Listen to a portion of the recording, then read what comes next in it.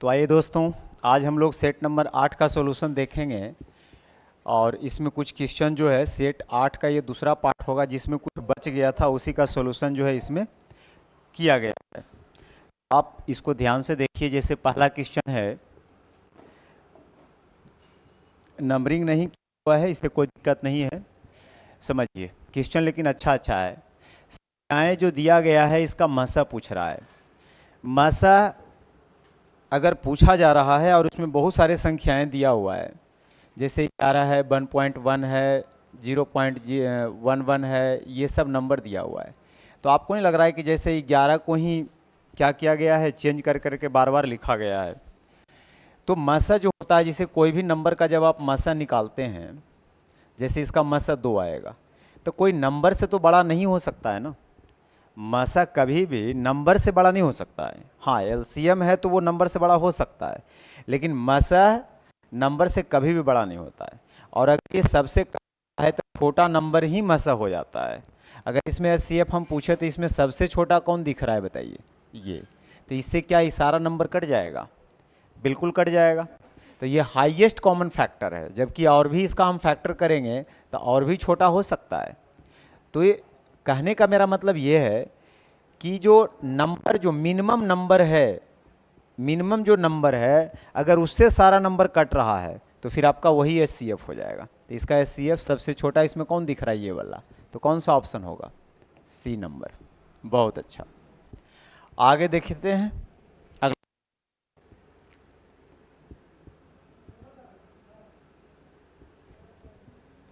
जैसे इसको पढ़िए, क्या लिखा हुआ है।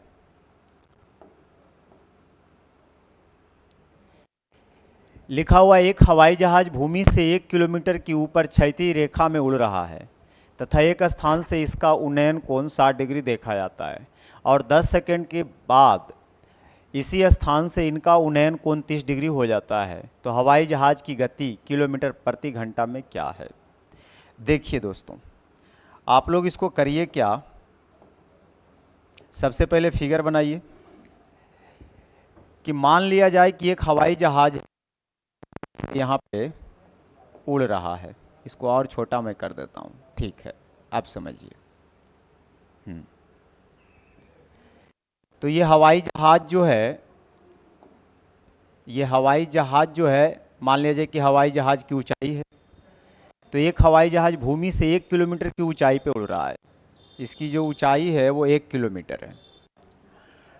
तो कह रहा है तथा एक स्थान से इसका उन्नयन कोण, ठीक है, और ये इसकी पूरी हाइट है। तो यहाँ से जब देखा जाता है इसकी हाइट, इसका जो उन्नयन कोण बनता है वो बनता है 60 डिग्री। उन्नयन कोण कितना डिग्री बन जाता है? 60 डिग्री। लेकिन हवाई जहाज क्या है कि एक समान ऊंचाई से उड़ रहा है और बाद में यानी 10 सेकंड के बाद इसका उन्नयन कोण चेंज होकर 30 डिग्री हो गया। लेकिन हवाई जहाज की जो हाइट है उसमें कोई परिवर्तन नहीं होगा, ठीक ना। हवाई जहाज की हाइट में कोई परिवर्तन नहीं होगा। और बाद में क्या हुआ, ये उन्नयन कोण चेंज होकर के वो कितना डिग्री में बदल गया? 30 डिग्री में बदल गया। और ये दूरी यहाँ से लेकर यहाँ तक सफ़र किया। तो अब आपसे पूछा ये जा रहा है कि बताइए जो यहाँ से यहाँ दूरी जो चला है, ठीक ना, उस समय गति क्या है? ये स्पीड पूछ रहा है। और स्पीड निकालने के लिए दो चीज़ चाहिए, एक टाइम चाहिए और दूसरा डिस्टेंस चाहिए। तो सबसे पहले तो मुझे इसका डिस्टेंस पता करना होगा, क्योंकि टाइम तो मुझे पता है कि 10 सेकंड लगा है। अब डिस्टेंस कितना है? तो एक बात बताइए, पहले जब भी चलिएगा तो एक राइट एंगल ट्रायंगल में आपको सोचना होगा। तो आप राइट एंगल ट्रायंगल में सोचिए कि इसमें कितना राइट एंगल ट्रायंगल बन रहा है। 2 गो राइट एंगल ट्रायंगल बन रहा है, जिसमें से ये भी एक राइट एंगल ट्रायंगल है, ठीक है, ये वाला। तो इसमें अगर गौर से देखिएगा तो इस 60 के सामने अगर 1 है तो ये 60 है, या 90 है, तो ये कितना एंगल होगा? 30। तो 60 के सामने 1 है तो 60 के सामने 1 है तो 30 के सामने छोटा होगा, यानी √3 से भागा। बताए थे ना, 30 से 60 जाने के लिए √3 से गुना करते हैं और 60 से 30 आने के लिए √3 से क्या करते हैं? भाग करते हैं। अब आगे समझिएगा। अब यहाँ पे अगर देखिएगा आप, तो ये 1 है तो ये भी 1 रहेगा, क्योंकि जो हाइट है हवाई जहाज़ की तो एक समान ऊंचाई पे उड़ रहा है ना। अभी बड़े वाले ट्रायंगल में देखिए ये भी एक राइट एंगल ट्रायंगल बना रहा है जिसमें 30 है, तो ये कितना हो जाएगा 60। तो 30 के सामने अगर 1 है तो 60 के सामने पूरा हो जाएगा √3 से गुना, यानी √3 हो जाएगा। तो मैं आपसे जानना चाहूँगा कि ये वाला डिस्टेंस कितना होगा, ये वाला बताइए। तो आप कहेंगे √3 में 1/√3 घटा दीजिए, तो √3 में 1/√3 अगर माइनस करिएगा तो 2/√3 आ जाएगा, इतना किलोमीटर आ जाएगा। तो ये अगर 2/√3 है तो ये भी 2/√3 है, तो 2/√3 आ गया। लेकिन हमें स्पीड निकालना है, तो अब हमें डिस्टेंस भी पता है, टाइम भी पता है, स्पीड निकल जाएगा। तो स्पीड का फार्मूला क्या होता है बोलिए, डिस्टेंस अपॉन टाइम। तो डिस्टेंस है 2/3 किलोमीटर, है ना, और टाइम कितना लगा है 10 सेकेंड। 10 सेकेंड को आपको बदलना पड़ेगा क्या चीज़ में, आवर में। तो 3600 से भागा दीजिएगा तो 1/360 आ जाएगा, सही है ना। 3600 सेकेंड में 1 घंटा होता है ना, तो ये नीचे से ऊपर चला जाएगा, तो ये हो जाएगा 2/√3 या 360 ऊपर। तो अगर इसको आप देखिएगा, रेशनलाइज करिएगा तो 3 से 120 यानी 12 दूना 24।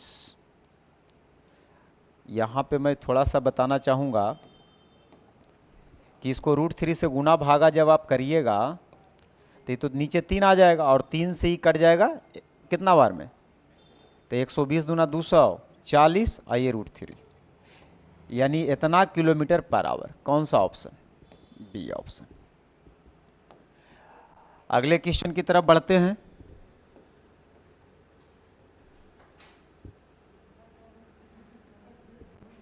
अगला क्वेश्चन पढ़िए। कह रहा है त्रिभुज एबीसी की भुजाएं बीसी, सीए और एबी को क्रम में आगे से बढ़ाया जाए तो इस प्रकार 3 बहिष्कोण बना है, तीनों का जोड़ हमेशा कितना डिग्री होता है, 360 डिग्री। चाहे वो त्रिभुज हो, चतुर्भुज हो, पंचभुज हो, अगर भुजाओं को बढ़ाने से जो बहिष्कोण बनेगा, सारे बहिष्कोण का सम हमेशा 360 डिग्री होगा, चाहे कोई भी बहुभुज हो, याद रखना है। अगला क्वेश्चन, इसको पढ़िए।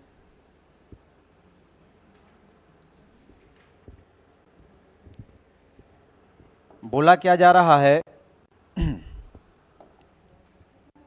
कि एक आयत की लंबाई एक वृत्त के व्यास से दुगनी है। एक आयत की लंबाई जो है एक वृत्त के व्यास से दुगनी है।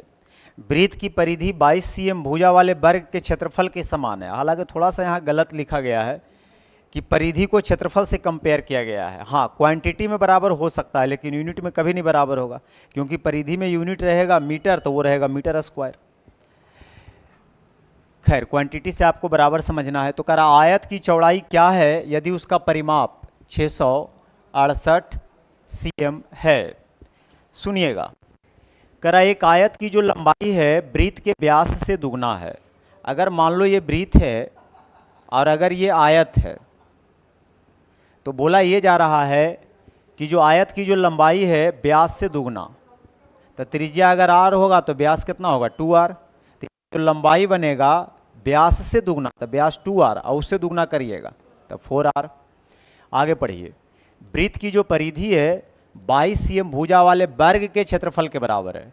तो वृत्त की परिधि होता है 2πr, एक नया वर्ग है उसके क्षेत्रफल के बराबर है जिसकी भुजा कितना है 22, तो उसका क्षेत्रफल हो जाएगा भुजा गुना भुजा। तो इससे आप जल्दी से क्या निकाल लीजिएगा, इससे आप निकाल लीजिएगा रेडियस। तो रेडियस आ जाएगा 77 cm। तो रेडियस अगर 77 रखिएगा तो इसका लेंथ निकल जाएगा। अब आगे पढ़िए, देखिए क्या कहता है।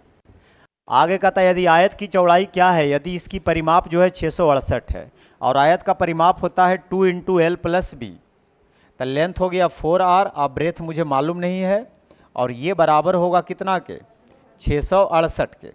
तो 2 से इसको काटिएगा तो 334 बार में, r के जगह 77 रखिएगा। तो इससे सोल्व करके आप b का वैल्यू आसानी से निकाल सकते हैं। तो यहाँ से b का वैल्यू निकालिए, 334 में माइनस कर दीजिए 728 और 3 31, तो यह आ जाएगा 14 में 8 जाएगा 6, यानी कितना आ जाएगा 2 में से 1 जाएगा 1, 16 आएगा। क्या कितना आएगा 308 होगा यहाँ पे, 728 3 31 है। अच्छा ठीक ठीक सही बोले। तो इसको घटाइएगा तो कितना आ जाएगा, 26 आ जाएगा, यानी चौड़ाई आ जाएगा कितना, 26। अगला क्वेश्चन, इसको पढ़िए, बहुत फेमस क्वेश्चन में से एक है, बार बार सेट में आते रहता है। बोल रहा है कि समीकरण x square plus x plus 1 बराबर 0 के मूल अल्फा और बीटा है, तो अल्फा की पावर 4 और बीटा की पावर 4 का मान क्या होगा। तो सबसे पहले आप इससे अल्फा प्लस बीटा निकालिए। तो अल्फा प्लस बीटा होता है माइनस बी बाई ए, और अल्फा इंटू बीटा होता है सी बाई ए। अब आपसे पूछा जा रहा है अल्फा की पावर 4 प्लस बीटा की पावर 4, तो इसको आप क्या लिख सकते हैं, इसको लिख सकते हैं अल्फा स्क्वायर का whole square plus beta square का होल स्क्वायर। ऐसे मैं आपको सलाह दूंगा कि इसका भी फार्मूला आप बना के याद कर लें तो ज़्यादा अच्छा रहेगा, एग्जाम में टाइम बचेगा। A square plus B square का फार्मूला लिखते हैं ना, ए प्लस बी के होल स्क्वायर और माइनस 2ab, तो डायरेक्ट आप इसको याद रखेंगे। अब alpha square plus beta square कैसे निकालिएगा, तो पहले आप अल्फा स्क्वायर और बीटा स्क्वायर यहाँ निकाल लीजिए। तो alpha square plus beta square का फार्मूला होता है अल्फा प्लस बीटा का whole square minus 2 alpha beta, हाँ या नहीं।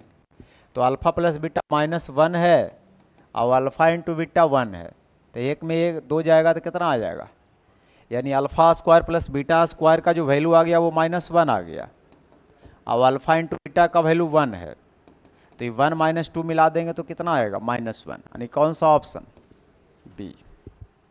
आई बात समझ में। आगे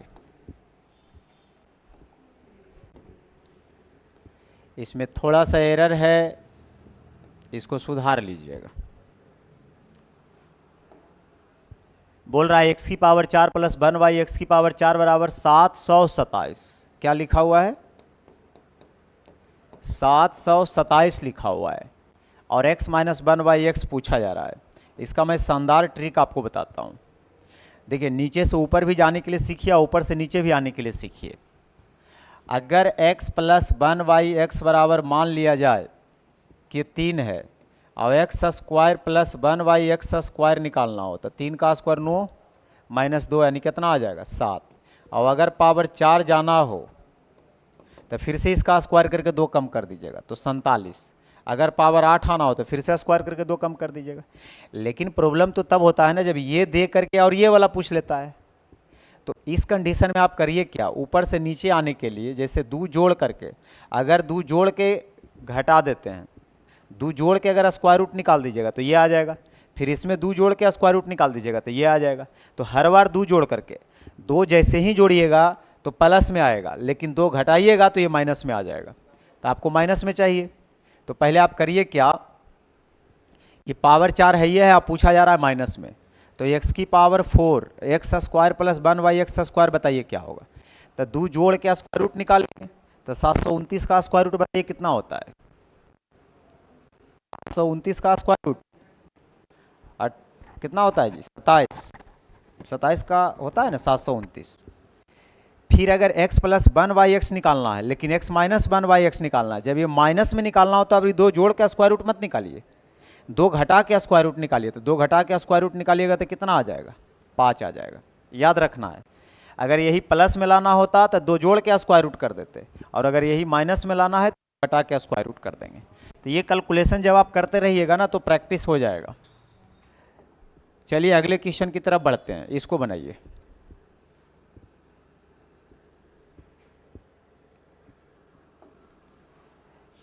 क्या बोला जा रहा है, कह रहा है cos alpha into cos beta 1 plus sign alpha into sine beta के बराबर है, तो टेन अल्फा और कॉट इंटू कॉट बीटा का मान क्या होगा। यहाँ से आप कुछ दिमाग लगा सकते हैं, तो बताइए, cos alpha into cos beta, उसके बाद है minus sine alpha into sine beta बराबर 1।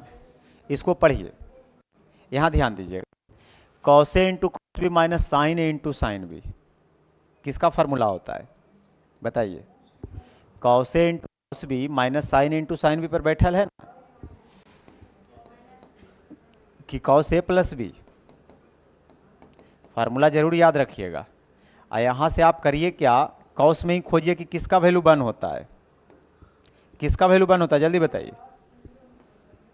कॉस किसका वैल्यू, 0 डिग्री का वैल्यू, तो कॉस कॉस हट जाएगा इन्वर्स फंक्शन से, तो अल्फा प्लस बीटा आ जाएगा 0। तो अल्फा प्लस बीटा आ जाएगा 0, यानी अल्फा बराबर यहाँ कह सकते हैं माइनस बीटा हो जाएगा और बीटा बराबर माइनस अल्फा हो जाएगा। अच्छा, आपसे पूछा क्या जा रहा है, आपसे पूछा जा रहा है tan alpha into cot beta. तो यहाँ से आप tan alpha into cot beta कैसे निकालिएगा जो बताइए।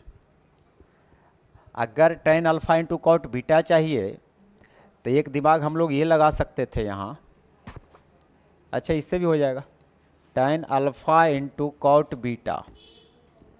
तो आप इसको टेन अल्फा को क्या लिख सकते हैं, टेन अल्फा को sine alpha by cos alpha I cos beta by sine beta, सही है ना। तो अब हम लोग क्या कर सकते हैं कि यहाँ पे अल्फ़ा की जगह माइनस बीटा यूज कर सकते हैं, है ना, या इसी में रहने देते तो ज़्यादा अच्छा रहता, या डिवाइड करते तब भी बन जाता।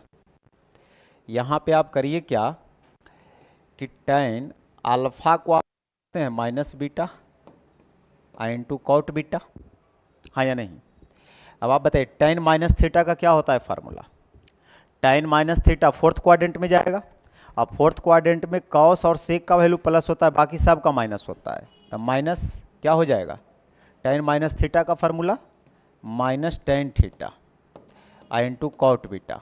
तो ten theta into cot, ten theta into cot theta का क्या होता है फार्मूला 1, यानी ये आ जाएगा -1, यानी बी ऑप्शन।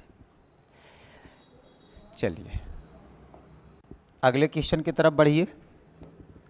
उसको कई तरीक़ों से बना सकते थे, डिवाइड भी कर देते तब भी वो आ जाता है, लेकिन उससे आसान तरीका अगर हमको मिल गया तो मैं उसी को बना दिया।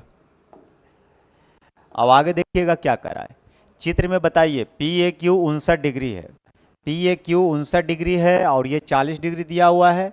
आपसे AQB पूछा जा रहा है, AQB ये एंगल पूछा जा रहा है, क्या होगा, बिना पेन के इसको करके बताइए। पहले आप ही बताइए, ट्रायंगल में 3 एंगल होता है ना, ये एक्सटीरियर एंगल है, सम ऑफ 2 इंटीरियर एंगल, तो ये आ जाएगा 9 I 5 4 9, ये आ जाएगा 99 डिग्री, इतना ही आएगा ना।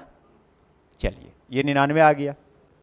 अच्छा आप ये जानते हैं कि हमें चाहिए ये, तो किसी तरह से ये एंगल निकल जाएगा तो काम हो जाएगा, तो ये तो हो जाएगा क्योंकि ये साइक्लिक है, ये साइक्लिक है ना, तो साइक्लिक है तो अपोजिट एंगल का सम 180, तो 59 है, हाँ ये 59 हो जाएगा। ये अगर डायरेक्ट याद है तो अच्छी बात है, ये डायरेक्ट याद है ना कि इसके बराबर होता है तो अच्छी बात है। अब यहाँ से 2 एंगल को जोड़ने पे कितना बन रहा है, 9 9 18 और 9 5 14 1 15, 158 बन रहा है।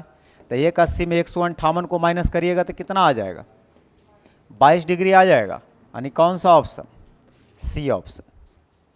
बात समझे, या 180 से ये 59 कम होगा, आई जोड़ करके 180 होना है तो -59 होगा तो +59 होगा। अब अगले क्वेश्चन की तरफ आइए, ये क्वेश्चन तो आसान है, इसमें दिक्कत वाली बात नहीं है। करा चित्र में ABCD एक समांतर चतुर्भुज है और EF क्रमशः ABD और BCD के केंद्रक है। अच्छा ये सब केंद्रक है और आप अच्छी तरह से जानते हैं कि ये बराबर होता है, ये उसके क्या होता है, बराबर होता है। तो EF का लेंथ पूछ रहा है क्या होगा, केंद्रक है इसका मतलब ये माध्यिका होना चाहिए और ये होता भी माध्यिका है ना, क्योंकि आधार के मध्य बिंदु से मिलाया जाता है और ये 2:1 में बांटता है। तो कौन 2 और कौन 1, तो वर्टेक्स तरफ 2 होगा और आधार तरफ 1 होगा, तो 2 और 1 के रेशियो में होगा, आई भी 2 और 1 के रेशियो में होगा, लेकिन वर्टेक्स तरफ 2 और आधार तरफ 1। इन्हें कि देखने में इधर बड़ा लग रहा है तो इधर 2 कर देते हैं, उधर 1 कर देते हैं, कई बार ऐसा होता है और गलती कर देगा। और ये आपको पता है कि रेशियो सेम ले सकते हैं क्योंकि दोनों का लेंथ आपस में बराबर होगा, जितना ए होगा उतना ही OC होगा। तो अगर आपसे पूछा जा रहा है कि EF का लेंथ क्या होगा, तो 1 का 1 2 यूनिट। अब 2 यूनिट किस में आएगा, AE में आएगा, बिल्कुल आ जाएगा, तो पहले ऑप्शन सही है। क्या DE में आएगा, DE, D तो अलग चीज़ है, फिर C में आएगा क्या, नहीं, तो आपका एक ही ऑप्शन सही है इसमें होगा। चलिए अगले क्वेश्चन की तरफ आइए, इसको पढ़िए।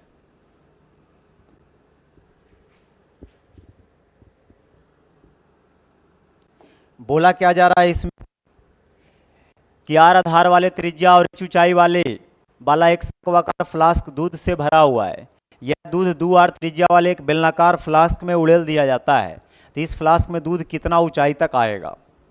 जब भी दूध को एक जगह से दूसरे जगह मिला दिया जाएगा, डाल दिया जाएगा किसी में, तो उसमें आयतन बराबर होता है। तो पहले क्या चीज़ में दूध था ये बताइए? तो पहले शंकु में दूध था, और दूध हमेशा दूध हवा पानी ये सब क्या चीज़ में रहता है? आयतन में रहता है। तो ये सब आयतन होता है ये सब का। तो आयतन निकालिएगा अगर शंकु का, तो ये होता है 1/3 पाई आर स्क्वायर, और इसका एच कितना? एच है। और इसको पानी को किस में डाला गया है? दूध को किस में डाला गया है? बेलन में। तो बेलन का आयतन होगा कितना? पाई आर स्क्वायर एच, लेकिन उसका रेडियस कितना है? 2r। तो यहाँ हो जाएगा 2r स्क्वायर। इसमें कितना ऊंचाई तक जाएगा ये आपसे पूछ रहा है, एच डैश पूछ रहा है आपसे। बस ख़त्म, सोल्व कर दीजिए। तो 1/3h, यहाँ आ जाएगा 4r square into H dash. R छूट गया तो आर स्क्वायर से आर स्क्वायर भी कट जाएगा ना, तो चरतिया 12, यानी एच डैश आ जाएगा h/12। कौन सा ऑप्शन? A option. चलिए अगले क्वेश्चन की तरफ बढ़ते हैं, इसको पढ़िए।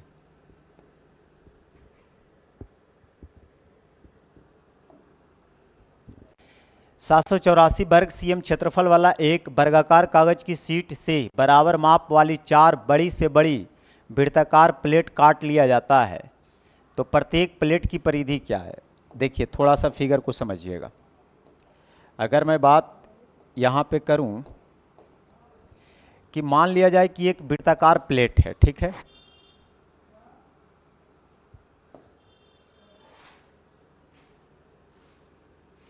ऐसे समझिए।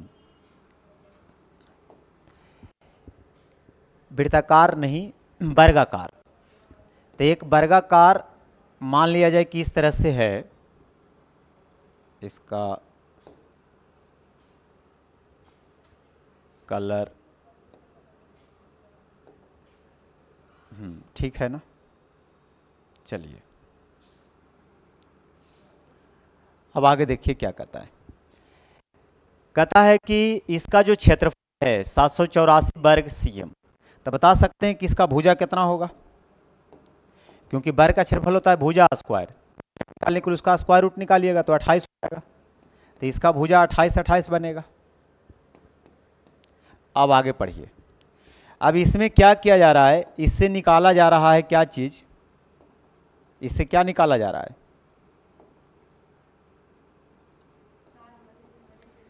हाँ, निकाला जा रहा है कि बोल रहा है एक वर्गाकार कागज की शीट में से बराबर माप की 4 बड़ी से बड़ी वृत्ताकार शीट काटना है। तो अगर बड़ा से बड़ा वृत्ताकार शीट काटना है, बड़ा से बड़ा अगर वृत्ताकार शीट काटना है, तो हमसे तो लगता है बना नहीं, लेकिन कोई बात नहीं, इसको मैं सही कर दूंगा।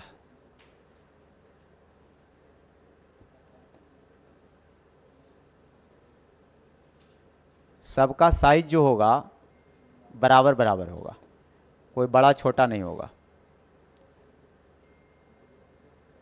और ऊपर भी ये टच करेगा, है ना, इस तरह से।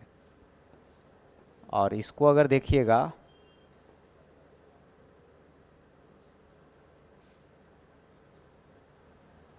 और ये भी होगा तो इसको टच करेगा। ये थोड़ा सा इसको और हल्का सा छोटा करते हैं, लेकिन ये इसको भी टच करेगा।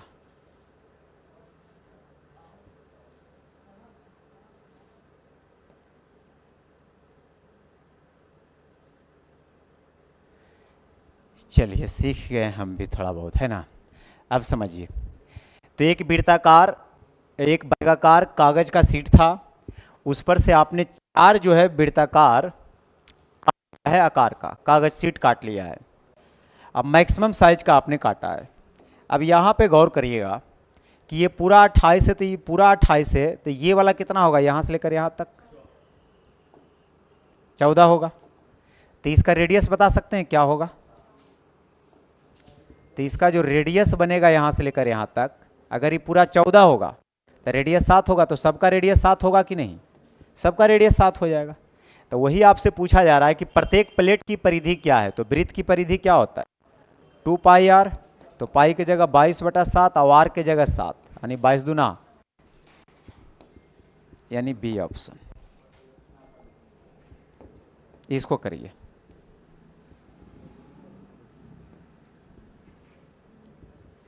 पढ़िए इसको भी। बोला क्या जा रहा है? एक बेलनाकार को, एक बेलन को एक अर्धगोले के परिगत किया जाता है। एक बेलन को अर्धगोले के परिगत, अर्धगोला के परिगत बेलन को किया जा रहा है, मतलब अर्धगोला अंदर बेलन बाहर। तो आप करिए क्या है, वो बेलन बनाइए। तो मैंने क्या किया, यहाँ पे एक बेलन बनाया, ठीक है, और इसके अंदर जो है, इसके बाहर एक क्या रहेगा, अर्धगोला रहेगा। अर्धगोला यही है ना, लेकिन उल्टा अर्धगोला हमको बनाना पड़ेगा। अब देखिए क्या कह रहा है, एक बेलन को एक अर्धगोले के परिगत किया जाता है, अर्धगोला को इसके अंदर फिट करना है। मैं फिगर अब खुद से बनाता हूँ, ज़्यादा अच्छा रहेगा। तो अर्धगोला को इस तरह से आपको फिट करना है इसमें, यानी बेलन के अंदर किसको फिट करना है, अर्धगोला को, इस तरह से। ये अर्धगोला मैंने बेस यही ले लेगा, बेस इसका यही रहेगा, जो बेस उसका है। ये जो आप देख रहे हैं ना, ये वाला बेस, ये अलग से बेस नहीं, मैं फिर से बना देता हूँ इसको। जब फिट करने की बात कभी भी करेगा तो पूरी तरह से फिट करेगा, ठीक है। यानी बेस तो यही रहेगा और इस तरह से जो है अर्धगोला बनाया जाएगा। तो ऐसा अर्धगोला बनाया गया। उसके बाद एक शंकु उस बेलन में इस तरह से अंतःवृत्त किया गया है, माने अंदर किया गया है कि उसका शीर्ष बेलन के एक छोर के केंद्र पर हो। माने शंकु को भी फिट किया जाएगा, तो इसी तरह से आधार वही है और इस तरह से क्या किया गया है, शंकु को भी फिट किया गया है। फिगर बनाने की ज़रूरत नहीं है, आपको केवल समझाना है, इसलिए मैं फिगर बना रहा हूँ, तो आंसर डायरेक्ट हो जाएगा इसका। लेकिन एक चीज़ नोटिस करिएगा कि रेडियस तो सबका सेम होगा। रही बात हाइट का, तो जो शंकु की ऊंचाई होगा वही बेलन की ऊंचाई होगा। लेकिन अब बात है कि शंकु की ऊंचाई और बेलन की ऊंचाई होगा कितना। तो आपको पता होना चाहिए कि ये जो है, ये क्या है, अर्धगोला है। और अर्धगोला का यहाँ से लेकर यहाँ तक तो रेडियस ही होता है ना, ये भी रेडियस होता है, वो भी रेडियस होता है। जो आप अर्धगोला ऐसा वाला देखते हैं, तो ये भी रेडियस का काम करेगा, ये भी रेडियस का काम करेगा, हाँ या नहीं। तो यहाँ पे ऊंचाई जो है वो रेडियस के बराबर है। ऊंचाई किसके बराबर है? अगर ऊंचाई रेडियस के बराबर है तब इसमें कोई दिक्कत नहीं है। तो कह रहा है बेलन, अर्धगोला और शंकु, ये सब के आयतन का अनुपात बताइए क्या होगा। तो आप मुझे ये बताइए कि बेलन का आयतन होता क्या है। तो आप बोलेंगे पाई आर स्क्वायर, एच होता है, लेकिन एच किसके बराबर रहेगा, आर के। अर्धगोला का आयतन क्या होता है, तो आप कहेंगे 2/3 पाई आर क्यू।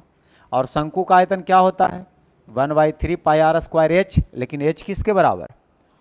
तो यहाँ से अगर आप गौर करिएगा तो कुछ बात आपको समझ में आएगा कि तो आर क्यू सब में कट रहा है और पाई भी कट रहा है।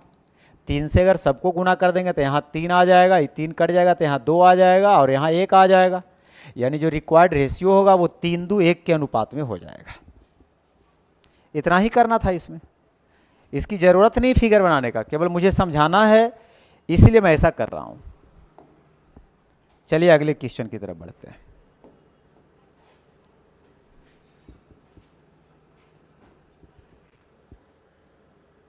पढ़िए।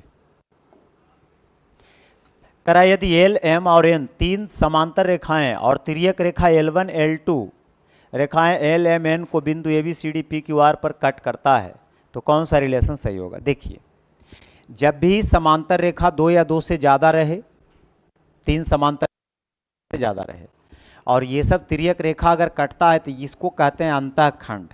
क्या बोलते हैं, अंतःखंड। इंग्लिश में बोले तो इंटरसेप्ट। तो ये सब इंटरसेप्ट होता है, ये सब क्या होता है, और ये इंटरसेप्ट सेम रेशियो में होता है।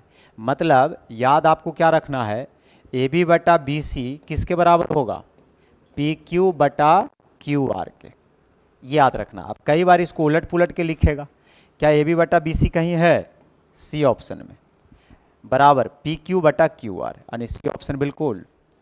कई बार क्या होगा कि ये मध्य बिंदु को ज्वाइन करेगा, तो मध्य बिंदु को ज्वाइन करेगा तो ये बराबर ये भी हो जाएगा, तो इस कंडीशन में ये इसके बराबर होगा। और अगर मान लीजिए कि इसका लेंथ 10 दे रखा है और आपसे इसका लेंथ पूछ देगा क्या होगा, तो वो भी 10 होगा, क्योंकि जब ये मध्य बिंदु है 10/10 इज इक्वल टू 10/10 हो जाएगा, है ना। तो ये सब बराबर हो जाएगा। तो इस तरह से आपको करना है। अगले क्वेश्चन की तरफ बढ़ते हैं, पढ़िए।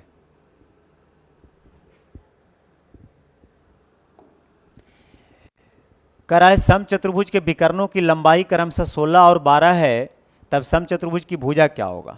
आप सब जानते हैं जो समचतुर्भुज होता है उसकी सभी के सभी भुजाएं आपस में क्या होती है, और उसके जो विकर्ण होता है वो 90 डिग्री पे इंटरसेक्ट करता है।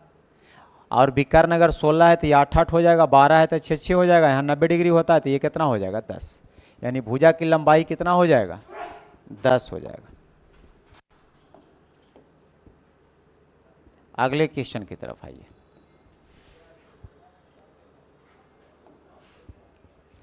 एक क्षैतिज समतल पर खड़े बराबर ऊंचाई के दो स्तंभों के बीच की दूरी 32 मीटर है।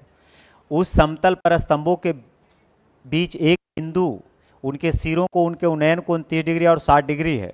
स्तंभ की ऊंचाई क्या है। देखिए दो स्तंभ है और दोनों स्तंभ आपस में क्या है, तो आप बोलेंगे दोनों के दोनों स्तंभ जो है आपस में बराबर है। अब गौर करने वाली बात यह है कि थोड़ा सा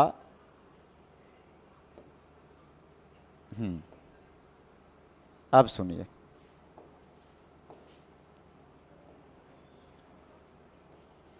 हाँ देखिए, जैसे मान लिया जाए कि एगो स्तंभ ये है, ठीक है, और एक स्तंभ ये है। दोनों स्तंभ जो है, दोनों स्तंभ की जो हाइट है स्तंभ की जो हाइट,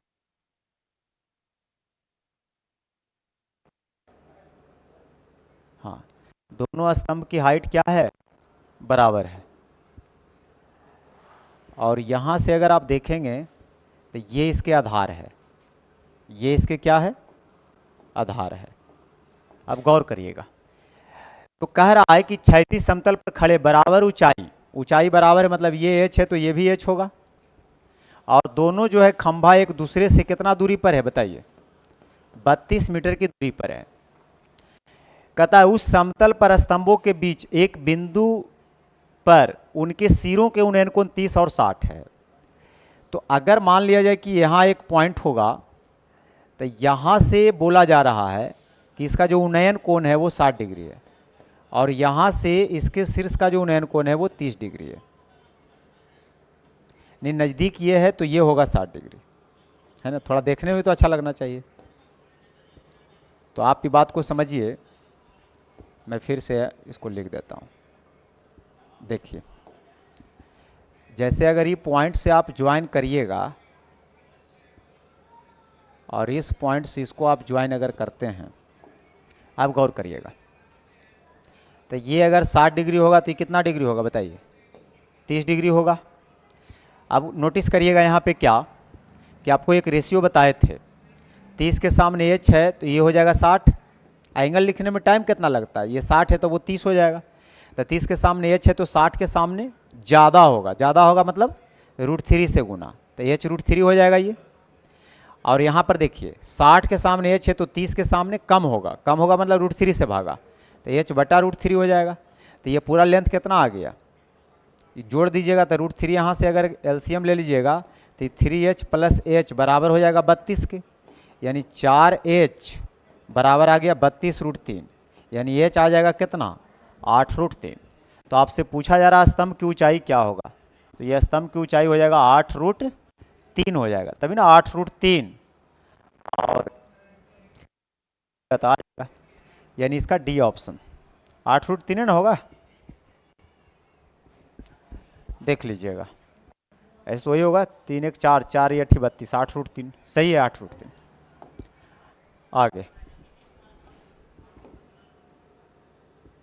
इसको पढ़िए।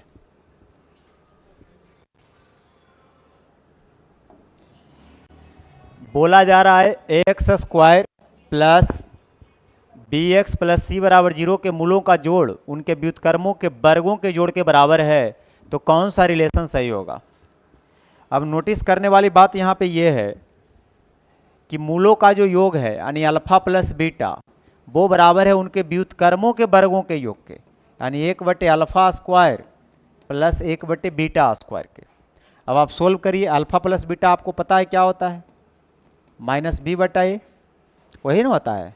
यहाँ से अगर एलसीएम लीजिएगा तो कट जाएगा beta square plus alpha square, ये इधर आके गुना हो जाएगा, तो अल्फा इंटू बीटा बोलिए क्या होता है c/a, लेकिन ये स्क्वायर होके बना देगा c²/a²। a² प्लस b² का फॉर्मूला क्या होगा, a प्लस बी के होल स्क्वायर -2ab। बस इसको सोल्व करते रहिए, सोल्व जितना फास्ट आप कर सकते हैं। तो ये -bc²/a³ हो जाएगा, और अल्फा प्लस बीटा -b/a यानी b²/a² और अल्फा इंटू बीटा c/a। तो यहाँ अगर आप एलसीएम लीजिएगा तो कितना आ जाएगा एलसीएम, यहाँ से a² अगर एलसीएम लीजिएगा तो a² कट जाएगा तो b² -2ac। अब यहाँ से ई वाला से ई कट जाएगा, क्रॉस अगर आप मल्टीप्लाई करिएगा तो -bc² बराबर a से गुना करिएगा तो ab² और -2a² अब एक आगो है रिलेशन ऐसा लिखा हुआ है, bc² को लगता है सब इधर कैले हैं, कर दीजिए आप भी। तो उधर लेके चले जाएंगे अगर bc² को, तो यह आ जाएगा इधर 2a² बराबर ab² प्लस bc का स्क्वायर। क्या ऐसा वाला मिल रहा है, bc² plus bc² plus ab² बराबर 2a² ये ऑप्शन ही सही है। तो कुछ नहीं था, कैलकुलेशन था, ठीक ना।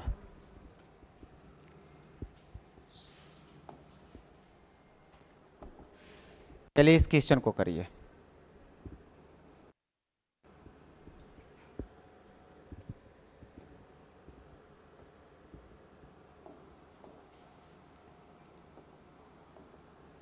बोला जा रहा है कि द्विघात समीकरण इतना के सभी मूल वास्तविक है, खाली वास्तविक बोल रहा है, तो खाली वास्तविक का मतलब बड़ा भी हो सकता है 0 से या बराबर भी हो सकता है। तो बताइए n का न्यूनतम मान क्या होगा। तो d बराबर क्या होता है फार्मूला बोलिए, b² -4ac, तो b के जगह -4 और -4, a के जगह 1 और c के जगह c के ये पूरा वैल्यू है -log(n)(10), समझे, ये किसका वैल्यू है, c का वैल्यू है, और ये बड़ा या बराबर होगा किसके साथ, 0 के साथ। अब आगे ध्यान से सुनिएगा,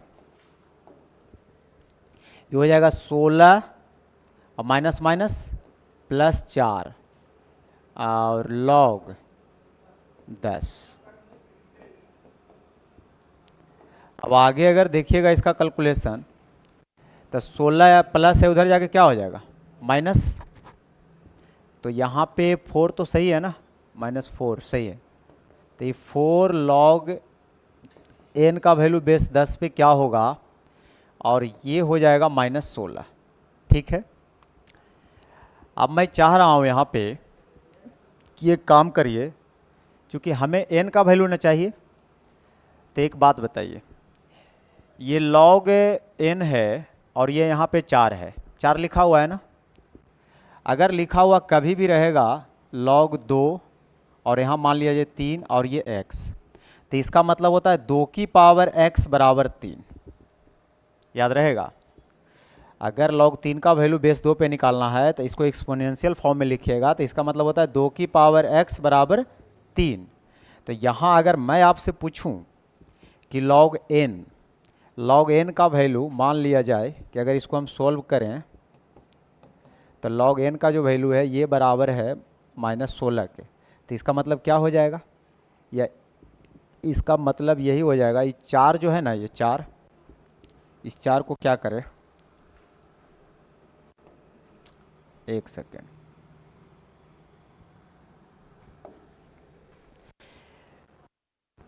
चार से तो काट सकते थे ना, देखिए थोड़ा सा ध्यान हम लोग नहीं देते हैं, हाँ अब हो गया। तो इसको आप क्या लिख सकते हैं, अगर मैं आपसे पूछूं कि ये बराबर ही है, थोड़ा देर के लिए बराबर ही है मान ले, मतलब ऐसे लिखा हुआ है log n है, ये 10 है और ये माइनस में 4 है, तो इस log को हटाने का हम लोग को क्या तरीका है, 10 की पावर -4 बराबर n, यानी n का वैल्यू 1/10 की पावर 4 यानी 1 पर 4 जीरो हो जाएगा। अब n का न्यूनतम वैल्यू पूछा जा रहा है, तो n का न्यूनतम वैल्यू हो जाएगा 4 जीरो वाला कौन सा ऑप्शन है बटा में, तो नहीं है तो डी हो जाएगा। ये बेहद आसान क्वेश्चन है, खाली थोड़ा सा प्रैक्टिस में अपने आप को रखिए बस। अगला क्वेश्चन, हाँ इसको देखिए, यदि 3 पासों को एक साथ एक बार में फेंका जाए तो 17 या 18 आने की क्या प्रायिकता हो। 3 पासे को एक साथ फेंका जा रहा था, टोटल जो पॉसिबिलिटी बनेगा, टोटल जो आउटकम्स बनेगा वो कितना बनेगा, 6 की पावर 3। 2 पासे को एक साथ फेंकेगा तो 6 की पावर 2, तो यहाँ जो टोटल नंबर ऑफ एस यहाँ से निकलेगा वो 6 की पावर 3 निकलेगा, यानी 216। अब कह रहा है कि जोड़कर कितना आना चाहिए, 17 या 18। देखिए 18 तो एक ही गो में आ सकता है, वो कब होगा कि तीनों पासा पर 6 6 6 आ जाएगा, और मैक्सिमम 6 से ज़्यादा तो हो नहीं सकता है। कभी देखें कि पासा में 7 लिखा हुआ है, नहीं, तो मैक्सिमम नंबर 6 तक ही लिखा हुआ रहता है। अच्छा, उसके बाद 17 लाना है जोड़ करके। 17 लाने के लिए क्या क्या कर सकते हैं बताइए। ऐसा कर सकते हैं कि 5 6 6 कर सकते हैं, एगो पर 5 हो तो बाकी 2 पर 6 हो, तीनों पर तो 6 कर नहीं सकते हैं, और ये 6 से कम करेंगे तो फिर हो नहीं सकता है, 17 नहीं ना होगा जोड़कर। या ऐसा हो सकता है कि हम लोग 6 5 6 ऐसा भी तो हो सकता है ना, क्योंकि 6 6 5 को ही जुड़ेगा तब 17 आएगा, इसके अलावा कोई उपाय नहीं है। अब इसी को आप कितने तरीके से लिख सकते हैं ये डिपेंड करता है आप पर। फिर बताइए, इसको लिख सकते हैं 6 6 5। ऐसा हो सकता है कि पहला पासा पर 5 आवे तो दूसरा वाला पर 6 ऊपर लिखल रहे, तीसरा वाला पर 6। या ऐसा हो सकता है कि पहला पर 6 रहे, दूसरा पर 5 रहे, तीसरा पर 6। ऐसा हो सकता है कि पहला पर 6, दूसरा पर 6, तीसरा पर 5। या ऐसा हो सकता है कि तीनों पर 6 रहे। जोड़कर 18 लाना है, तो टोटल जो बन गया यहाँ पे कितना बन गया, 4 को बन गया टोटल। तो 4 ऊपर और 216 नीचे, 4 से काटिएगा तो कै बार में कटेगा, 4 पचे 20, 4 चौ 16, यानी 1/54 है ए ऑप्शन।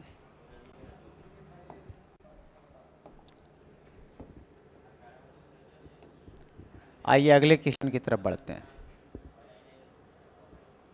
पढ़िए जी।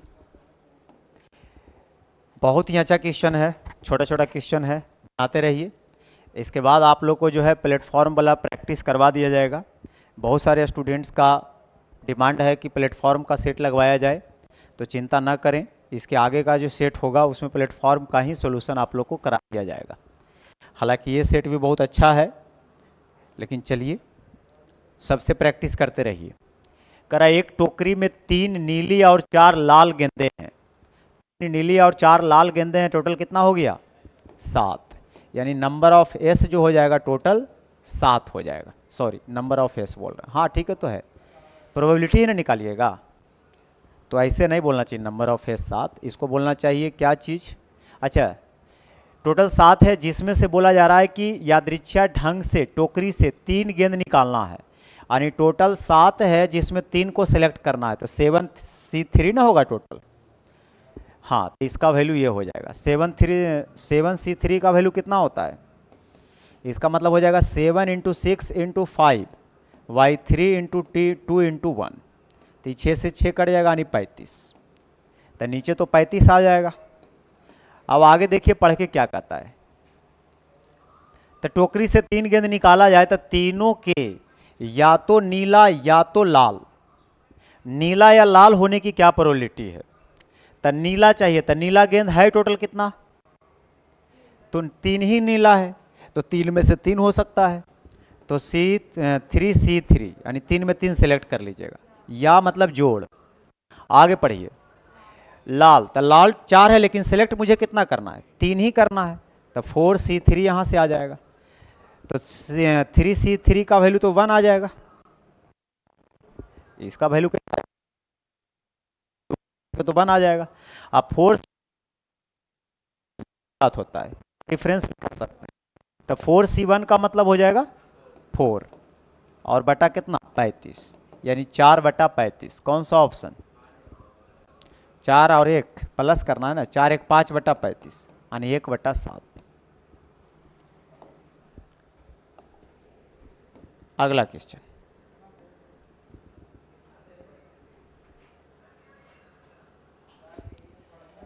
पढ़िए, क्या बोला जा रहा है? कराए प्रथम विषम संख्या 1 है, दूसरा जो है 3 है, तीसरा जो है 5 है, तब बताइए 200वां क्या होगा? ये तो बहुत बच्चा वाला सवाल पूछ दिया। 1 है, 3 है, 5 है, तो बताइए 200 नंबर में कौन आएगा? जब भी ये सब चीज़ ना समझ में आवे ना तो कुछ लॉजिक लगाइए कि दूसरा विषम निकालने के लिए क्या किया जा रहा है और तीसरा विषम निकालने के लिए क्या किया जा रहा है। नहीं पता चलता है कि और विषम ले लीजिए। तो अगर तीसरा विषम चाहिए 6 से 1 कम है यानी 5, दूसरा चाहिए तो 2 दूना 4 में 1 कम है 3, चौथा चाहिए तो 4 दूना 8 में से 1 कम हो रहा है तब 7, मतलब डबल करके 1 कम कर देना है।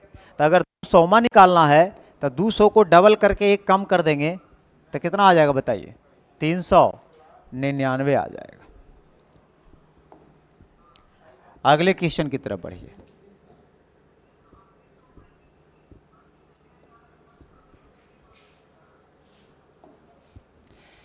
निम्नलिखित समांतर श्रेणी की केवल 2 प्रतिविष्टियां ज्ञात है, तो बाकी में पूछ रहा है कि इस संख्या के 14 के ठीक बाद क्या होगा। देखिए अगर ना कुछ समझ में आवे तो आप एक बात करिए, ये है और यहाँ 5 है, ये है खाली है, ये सब 14 है और ये खाली है, बहुत सारे हैं, लेकिन आपसे 14 के जस्ट बाद वाला पूछा जा रहा है। आप घबराइए नहीं, आप यहाँ कर क्या सकते हैं, आपको पता है कि आगे जाने के लिए डी जोड़ते हैं, तो आगे जाने के लिए डी जोड़ते हैं। मान लिया जाए कि इसको आप फर्स्ट टर्म समझ लेते हैं, ठीक है, यहाँ से ना शुरू है, तो अगर मान लिया जाए कि ये फर्स्ट टर्म हमारा है, ठीक है, तो इससे बैक आने के लिए डी घटाएंगे, 5 माइनस डी, आगे जाने के लिए डी जोड़ेंगे, फिर आगे जाने के लिए डी जोड़ेंगे, फिर आगे जाने के लिए डी जोड़ेंगे। अब 5 + 3d का वैल्यू तो यहाँ निकल गया 14। अच्छा यहाँ आने के लिए क्या करेंगे, फिर से डी जोड़ेंगे तो 4d, तो यहाँ से 14 में 5 घटाइएगा 9 यानी d बराबर 3 आ गया। तो d बराबर यहाँ 3 रख दीजिए, चढ़ते 12 5 कितना आ जाएगा 17, या यहाँ रख दीजिएगा d बराबर 3, तो अगर 5 से पहले वाला पूछेगा तो 2 आ जाएगा। तो जो सवाल पूछेगा सबका जवाब यहाँ से मिलेगा। इक्वेशन बनाने की झंझट नहीं है, आप कोई टर्म को उठाइए और उसके आगे जाना रहेगा तो डी जोड़ के आगे जाइए, अब बैक आना रहेगा तो डी घटा करके वापस आइए, यानी क्या हो जाएगा 17। कौन सा ऑप्शन? A option. अगले सवाल को करिए।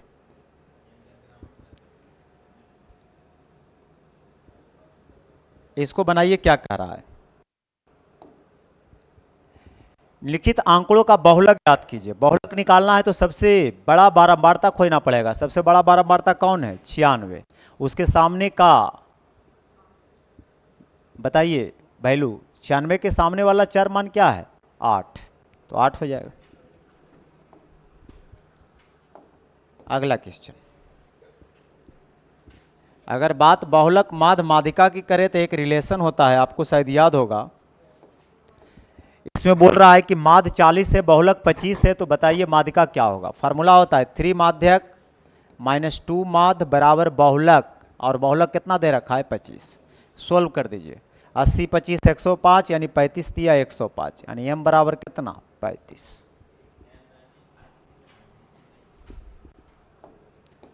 अगला क्वेश्चन,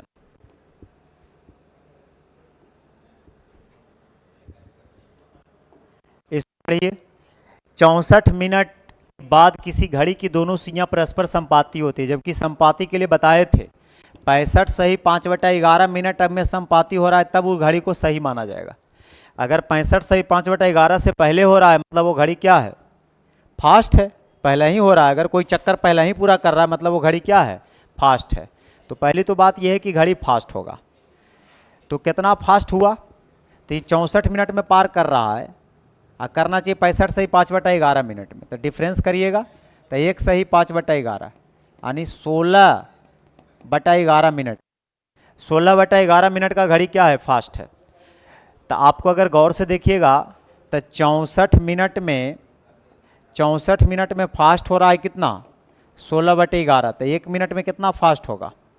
तो 16/11/64 तो करा एक दिन में 24 घंटा होता है, तो 24 घंटा में बताइए कितना फास्ट होगा। 16 चौक 64 यानी 1/11 गुना 4 और एक दिन में होता है 1440 मिनट। बस इसको सोल्व करिए, 4 से काटिए, 4 तिया 12, 4 छक 24, 360/11 किस ऑप्शन में आएगा? 31 गुना 11 करिएगा, 8 जोड़िएगा, आ जाएगा। सही है ना? इसमें आएगा जी, 8 एक 9 ना आएगा, इसमें आएगा। 32 गुना 11 320 और 32 352 और 8 हो गया। ऊपर वाला आ रहा है ये ऑप्शन तो बना करके भी गलती कर देंगे, आ जाएगा उसमें 308/11। चलिए इसको पढ़िए।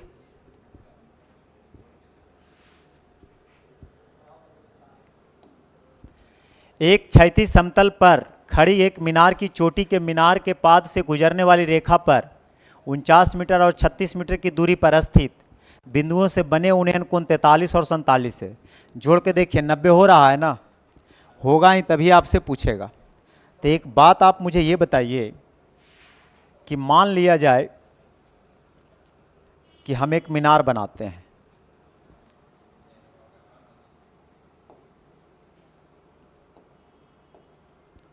हम एक मीनार बनाते हैं इस तरह से। मान लिया जाए कि समतल होगा, ये समतल होगा, ठीक है। और यहाँ पे क्या है?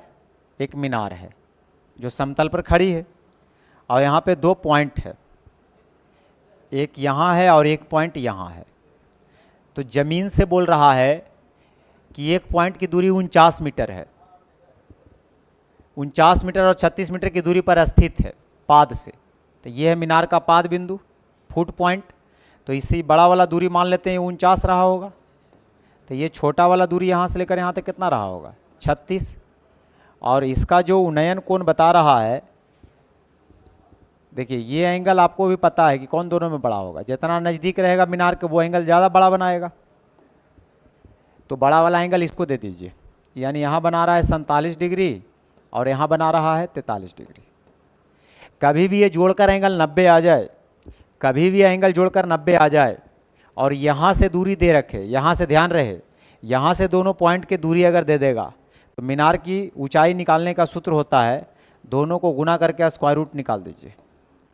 अगर ये थीटा है तो ये 90 माइनस थीटा, अगर ये 60 है तो ये 30। कभी भी ऐसा रहे तो आपको ये फार्मूला याद रखना है। तो ये हो जाएगा 7 गुना 6 यानी 42।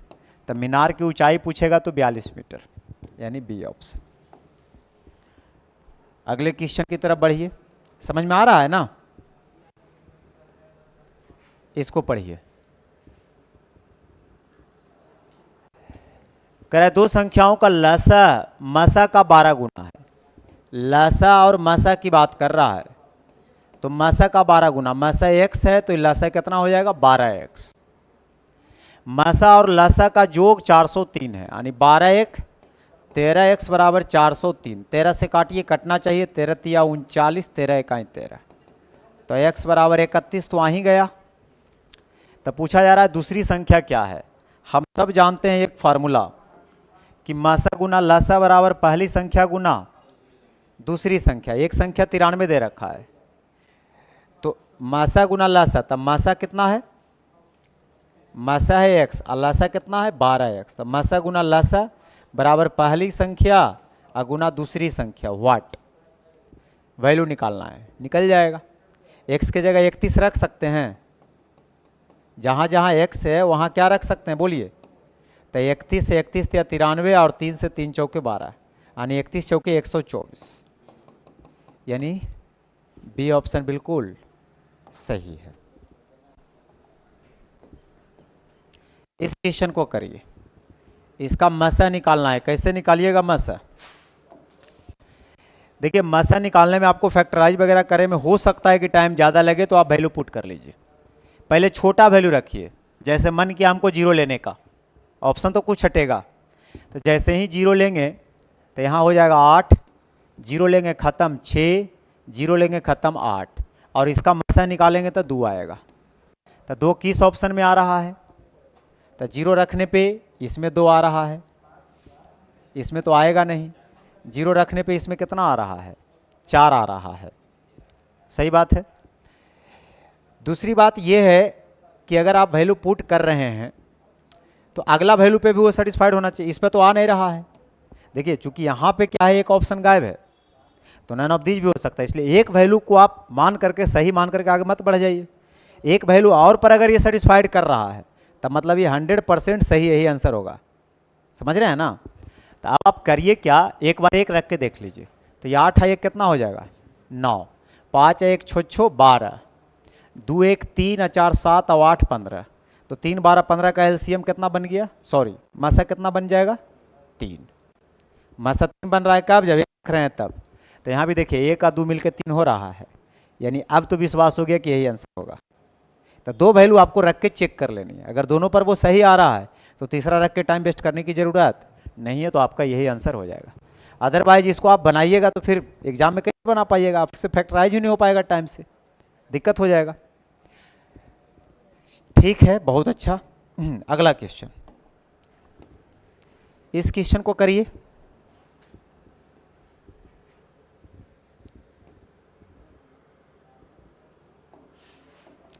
कराए, बताइए कौन सा ऑप्शन सही है? कौन सा भिन्न 3/4 से बड़ा और 5/6 से कम? तो ये जो भिन्न है, मान लिया जाए कि पहला ऑप्शन 1/2 है, तो 3/4 से बड़ा होना चाहिए और 5/6 से कम होना चाहिए। अगर दूसरा ऑप्शन लीजिएगा, इसको पहले चेक करिए क्या ऐसा हो रहा है। तो चेक करने का तरीका है, क्रॉस मल्टीप्लाई करिए। 3 दूना 6, ये 6 और 4, तो ये तो छोटा हो गया, यानी ये ऑप्शन तो हो नहीं सकता है।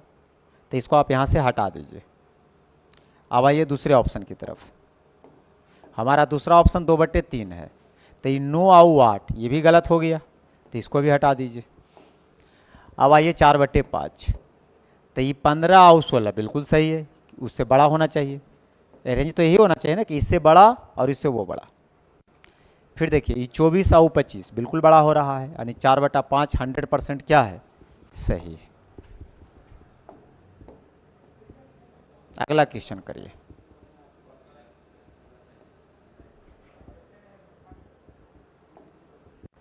कराए, कक्षा के विद्यार्थियों की औसत आयु 15.8 वर्ष है और कक्षा के लड़का की औसत आयु 16.4 है, लड़की का औसत आयु 15.4 है। लड़का और लड़की की संख्या का अनुपात, संख्या का अनुपात पूछ रहा है और 3 गो का औसत दे रखा है, तो ये एलिगेशन का रूल यहाँ पे लगेगा।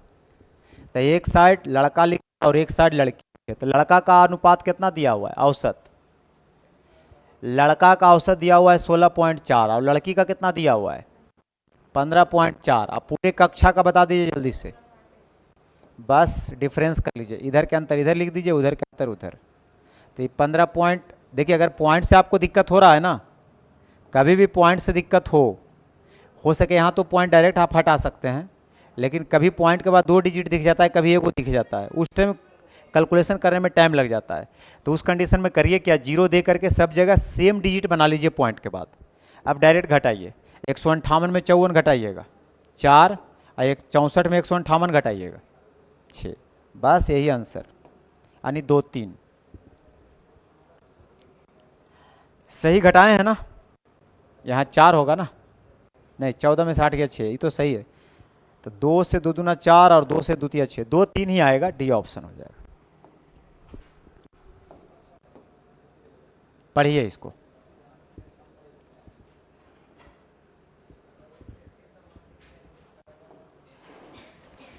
कुछ मित्रों पिकनिक पर गए, निर्णय लिया कि खर्च करेंगे और इस पर कुल 768 रुपया खर्च करने का बात किया। होता क्या है, उनमें से 4 मित्रों ने पिकनिक में ना आया, पानी की वजह से 16 रुपया अतिरिक्त देना पड़ गया। मतलब कहा चलो भाई कुछ दोस्त हम लोग घूमने जाते हैं, और उसके पास जो पैसा था टोटल 768 रुपया था, लेकिन हुआ क्या कि 4 मित्र पिकनिक पर गए ही नहीं। तो ये फिक्स था कि आपको 768 रुपया खर्च करना ही करना है, लेकिन अब 4 जब नहीं जाएगा तो जो मित्र बचे हैं वही ना मिलकर खर्च करेंगे। हाँ, तो वही पूछ रहा है कि कुल कितने मित्र पिकनिक पर गए, तो 768 रुपया है। अब 16 रुपया ज़्यादा देना पड़ता है, तो गए कितना मित्र मान लीजिए। तो अगर आप सोल्व करिएगा तो जैसे टोटल 768 रुपया पहले था, अब भी 768 रुपया है। पहले मान लीजिए कि x मित्र था, लेकिन अब 4 मित्र कम गया, यानी x माइनस 4। अब मित्र कम गया, इसकी वजह से प्रत्येक का जो खर्चा है वो क्या हो गया, बढ़ गया। कितना बढ़ गया, 16 रुपया अतिरिक्त देना पड़ गया, इसमें बराबर होगा। तो इसको सोल्व करने में काफ़ी टाइम लग जाएगा, क्योंकि क्वाड्रेटिक बन जाएगा। तो बाई ऑप्शन आपको करना है, तो वही ऑप्शन होगा जो 768 को काटेगा। तो किससे कटता है, क्या ये 24 से कटेगा? 24 से काटिए, पहले 12 से काट के देखिए। 12 छक 72, 12 चौ 48, 12 से तो कट रहा है। और 12 अगर यहाँ पे रखते हैं तब 12 में से 4 जाएगा 8, क्या ये 8 से कटेगा? 72 कट रहा है, तो मैंने दोनों बराबर चाहिए। जिसे आप 12 रखें तो 12 छक 72 और 12 चौ 48, इधर 64 आया तो उधर भी 64 आना चाहिए। तो 12 में से 4 जाएगा 8, 8 9 72 और कितना आ जाएगा, 4 ना बच गया, 4 पर 6 48, कहाँ बराबर आया, नहीं आया। तो ये ऑप्शन नहीं होगा, ये तो बहुत ज़्यादा डिफरेंस कर दिया। चलिए दूसरा ऑप्शन को चेक करिए। दूसरा ऑप्शन 24 रखिए, 16 रखता हूँ, तो 16 चौ 64, तो 6 6 12, 16 8 128, 48 आया ना 16 रखने पे। ये 12 से भाग 76, ये तो वैसे भी ज़्यादा हो जाएगा, नहीं जी।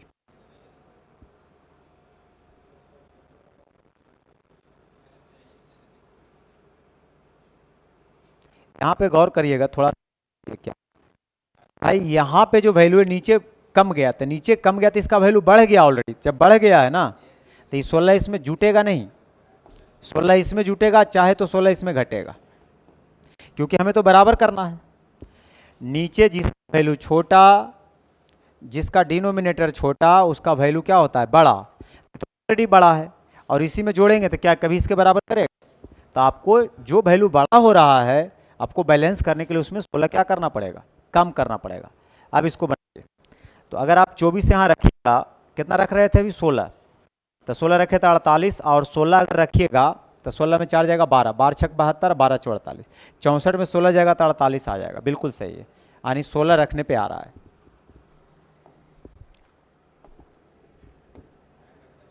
इस क्वेश्चन को करिए।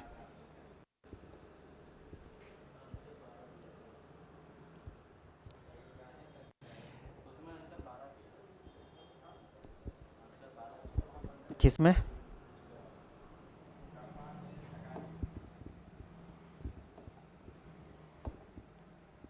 क्या इसमें 12 पर सेट हो रहा है? अगर 12 अगर मानकर चलिएगा तो 12 छक 72, 12 छक 72, ठीक ना, 12 छक 72 और 12 चौ 48, 64 आ रहा है, और 12 में से 4 जाएगा 8, 8 से भाग दीजिएगा तो 8 9 72, 8 9 72 और 8 छक 48, 96 में 16 जाएगा। नहीं नहीं, 12 नहीं होगा, 16 सही होगा। आप चेक कर सकते हैं।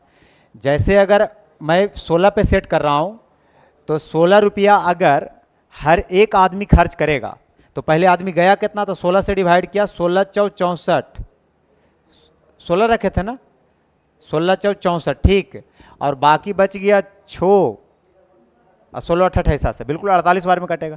इसका मतलब 48 आदमी पिकनिक पर गए। स्टार्टिंग में प्लानिंग ऐसा था, लेकिन बाद में क्या हुआ, 16 लोग कम गए। तो 16 लोग कम गए, यानी 48 में 16 कम कर देंगे तो कितना, 48 में अगर 16 कम कर दीजिएगा, क्या बोल रहा है, नहीं 16 रुपया भाड़ा ज़्यादा खर्च हो गया है ना, 16 रुपया जो है भाड़ा ज़्यादा खर्च हो गया है।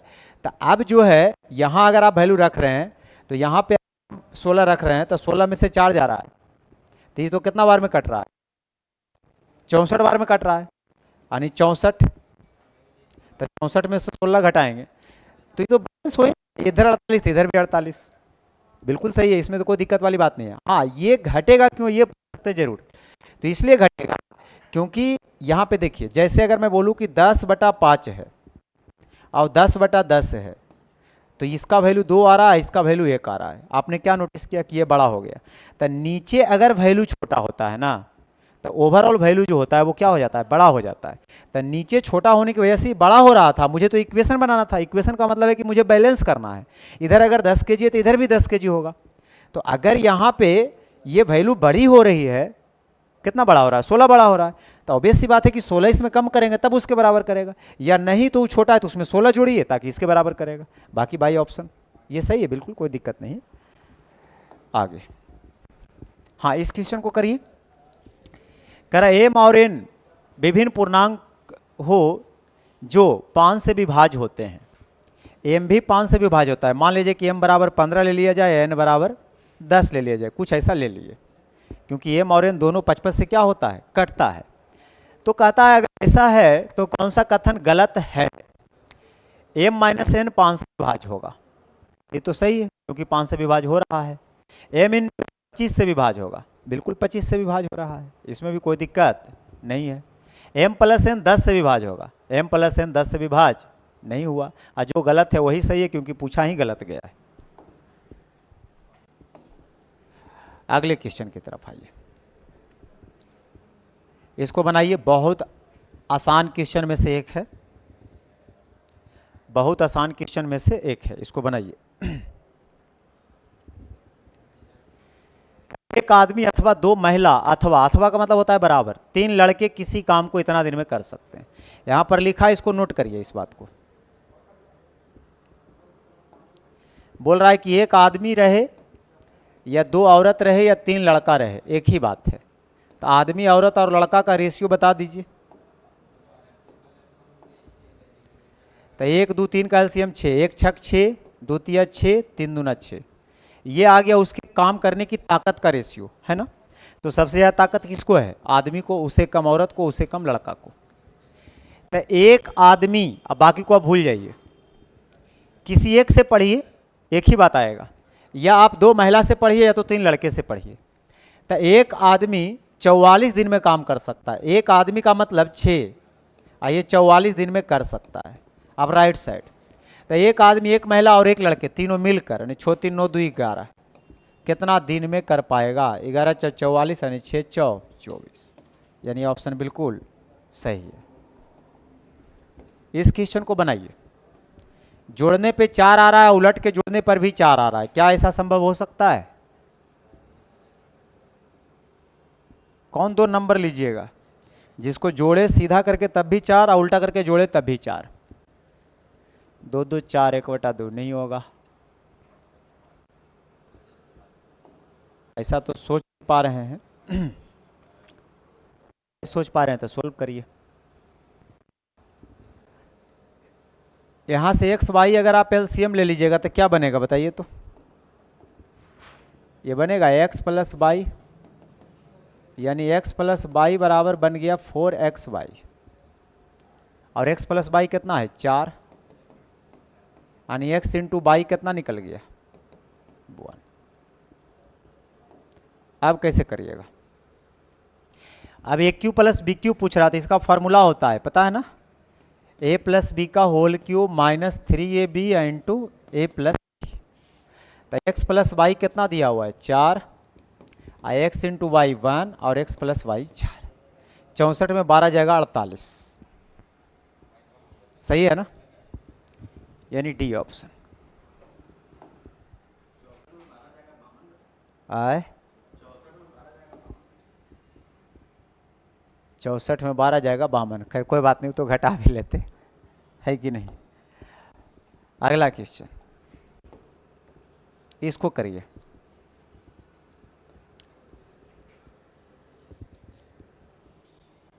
कैसे बनाइएगा बताइए।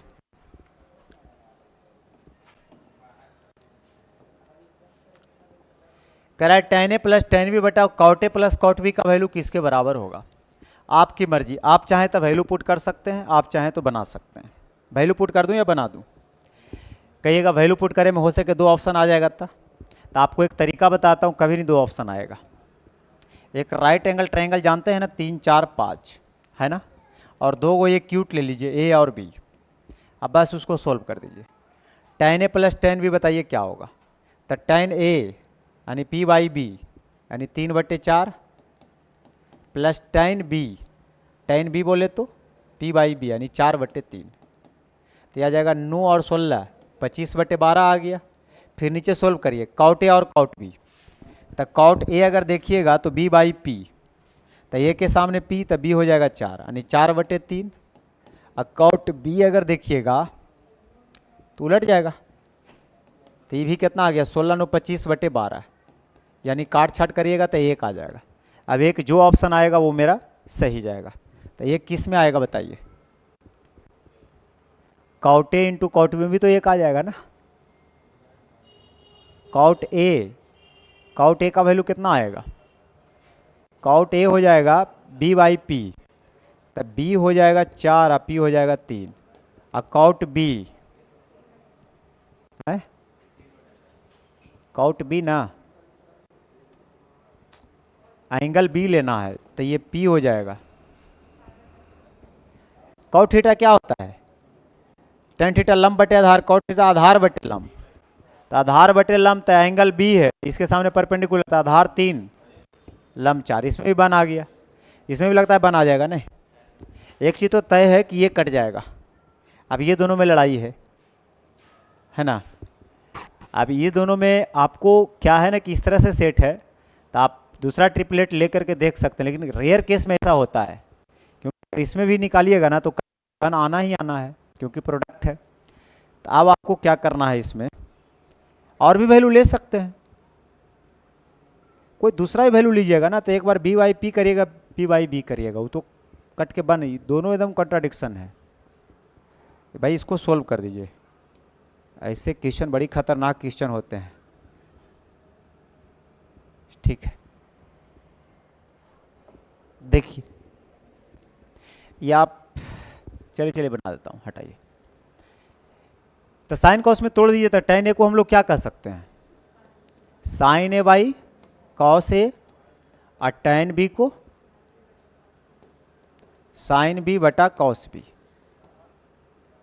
बटा ये हो जाएगा कॉस ए बटा साइन ए, और नीचे कॉट बी मतलब क्या हो जाएगा,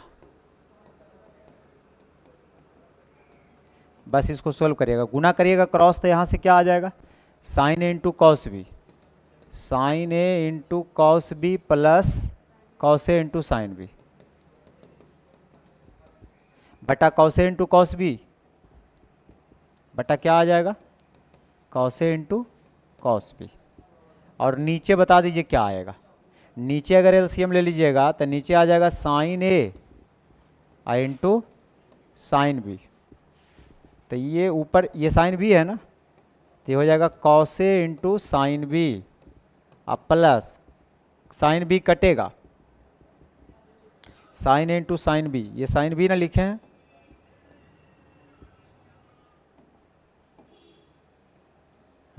अब बताइए ये साइन बी लिखे हैं। तो साइन ए कटेगा तो साइन बी से ऊपर गुना होगा, तो cos A into sine B, फिर साइन बी कटेगा तो साइन ए से गुना होगा, साइन ए इंटू कॉस बी। देखिए ये ऊपर वाला पार्ट कट जाएगा, इसको ये और ये कटता है, ये भी कटता है ना, sine into cos b plus cos ए into sine b, sine into cos b cos ए इंटू साइन बी।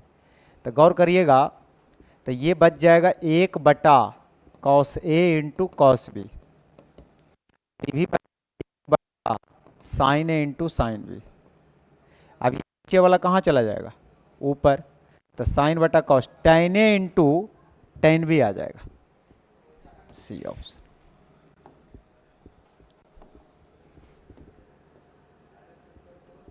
इसको पढ़िए,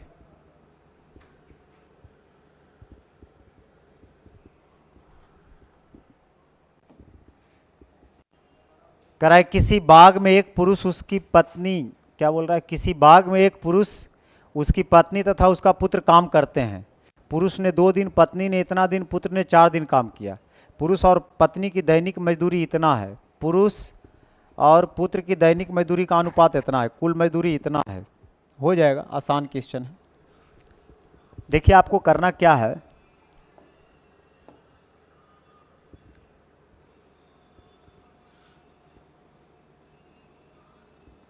आप समझिए, पुरुष है, पत्नी है और पुत्र है, काम करते हैं, जिसमें से इस लाइन को पढ़िए। पुरुष और पत्नी की दैनिक मजदूरी 7 और 4 है। तब पुरुष है, पत्नी है और लड़के हैं, बी मतलब लड़के। तो यहाँ बोला क्या जा रहा है कि पुरुष और पत्नी की जो मजदूरी है 7-4। उसके बाद अगला लाइन पढ़िए, पुरुष और पुत्र की मजदूरी 7-3 है। पुरुष और पुत्र की मजदूरी 7-3 है। तो बस सामने वाले को सेम कर लीजिए, यहाँ तो सेम है। तो यहाँ से पुरुष का हो जाएगा 7, महिला का हो जाएगा 4 और बच्चा का हो जाएगा 3। डायरेक्ट सेम था, इसमें तो कोई दिक्कत वाली बात है नहीं। अगर सामने सामने सेम है तो लिख दिया, कोई दिक्कत नहीं। अब मुझे आप ये बताइए, ये तो दैनिक मजदूरी का रेशियो आया, लेकिन इसमें कुछ अलग अलग टाइप से काम किए हैं। जैसे यहाँ बोला जा रहा है कि पुरुष ने 2 दिन तक काम किया, तो अगर मैं मजदूरी का रेशियो आपसे पूछ लूँ कि मजदूरी का रेशियो बताइए क्या होगा, तो इसने तो 2 दिन काम किया तो 2 से गुना होगा। और पत्नी ने 3.5 दिन यानी 7/2 दिन काम किया, तो 7/2 से गुना। और बच्चा ने 4 दिन काम किया, जो जितना दिन काम करेगा उसको उतना पैसा मिलेगा। तो इससे कट गया ये सब, और 2 से कट रहा है ना, तो 7, 7, 6। कुल मजदूरी कितना है? 600 रुपया। तो कुल मजदूरी अगर 600 है, कुल मजदूरी अगर 600 है, यहाँ कुल मजदूरी कितना है? 20। किसका मजदूरी निकालना है? पुत्र की दैनिक मजदूरी बताइए क्या होगा। दैनिक मजदूरी मतलब समझ रहे हैं, एक दिन का मजदूरी पूछ रहा है, तो अब तो आप पूरा दिन का निकाल दिए हैं। पुरुष का, पुरुष का कि पुत्र का? पुत्र का। तो पुत्र कहाँ है? यहाँ है। चलिए 6 से आप गुना पहले कर लीजिए, फिर मैं आपको बताऊंगा। तो जो 150 रुपया आया, ये पूरे दिन का आया है मजदूरी, एक दिन का नहीं आया था। पुत्र ने काम किया है कई दिन? पुत्र ने काम किया है 4 दिन, तो 4 दिन का इसका 150 बना है, तो एक दिन का कितना बने?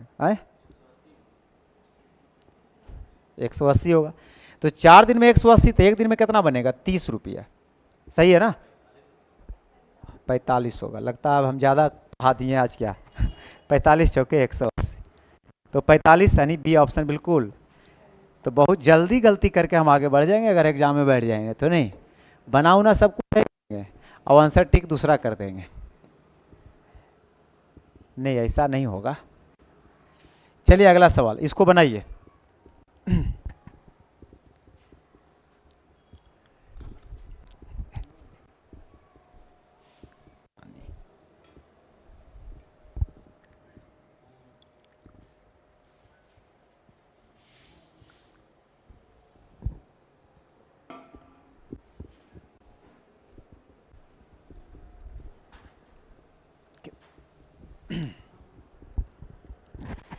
चलिए नेक्स्ट, कितना नंबर था?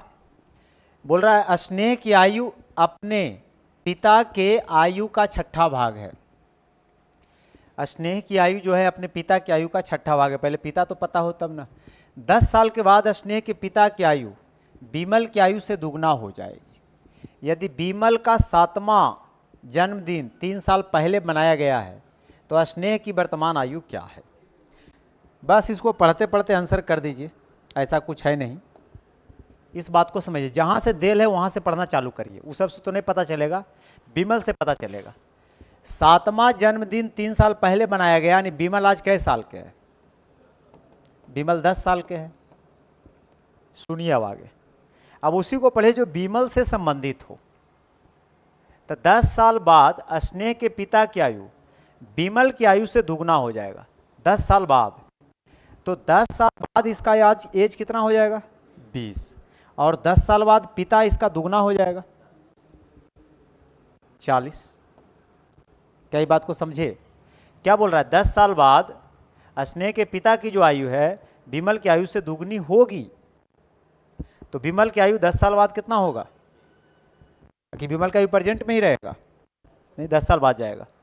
तो 10 साल बाद अगर पिता 40 साल का है तो आज पिता कितने साल का होगा? 30 साल का होगा। अब आगे पढ़िए, देखिए क्या कहता है। स्नेह की आयु अपने पिता की आयु का छठा भाग है, तो जो स्नेह की आयु होगा उसका छठा भाग होगा, तो 30 का छठा भाग करिएगा तो कितना आ जाएगा, 5 साल। यानी स्नेह जो होगा वो कितने साल का होगा, 5 साल का होगा। सही है। अब अगला क्वेश्चन को करिए।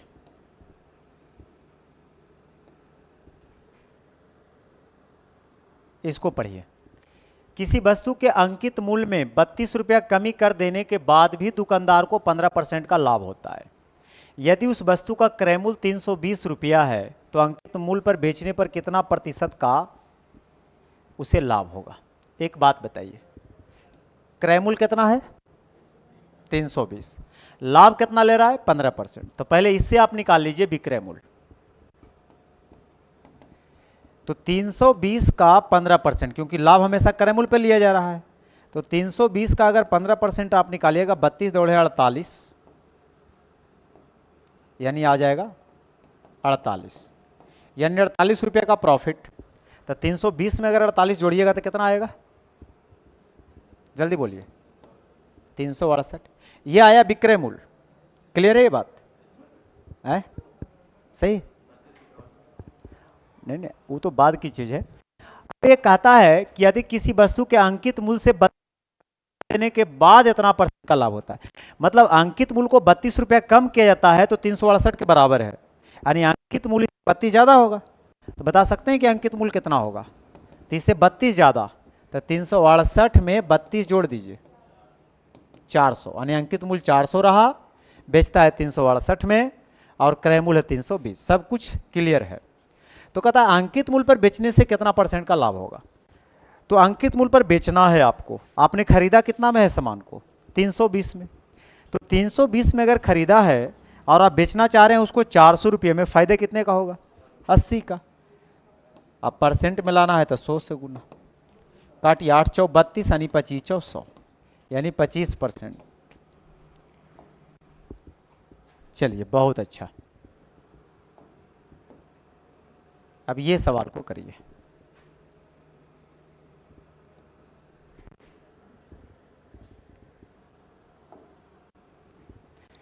₹135 प्रति हेक्टेयर की दर से किसी बरगद खेत की फसल काटने का कुल खर्च इतना रुपया है।